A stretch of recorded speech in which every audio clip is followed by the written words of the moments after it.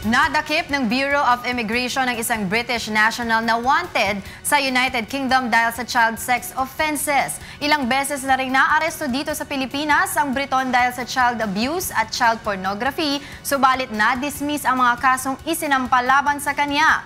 Ito ang balita ni Victor Cusare. Nagsasagawa na ng deportation proceedings ang Bureau of Immigration laban sa British national na si Douglas Michael Slade dahil sa pagiging undesirable alien nito. Si Slade ay naaresto kahapon ng Bureau of Immigration sa kanyang bahay sa Angeles City, Pampanga. Inaresto ng Immigration Bureau ang dayuhan matapos makatanggap ng liham noong Enero mula sa British Embassy na nagsasabing isang wanted sex offender si Slade. Since 1970s pa raw, meron siyang involvement dun sa pedophilia group.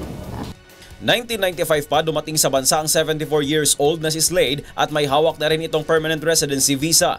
Lumabas sa pagsisiyasat na ilang beses na ring naaresto si Slade sa Angeles City, Pampanga dahil sa child abuse at child pornography. Subalit na-dismiss ang mga kasong trafficking, child abuse at acts of lasciviousness laban sa kanya.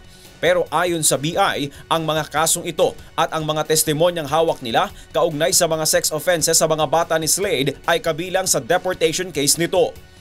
Iba naman din po yung quantum of evidence required from the court at iba naman po dito sa BI at hindi lang po yung crime ang ating basihan kundi yung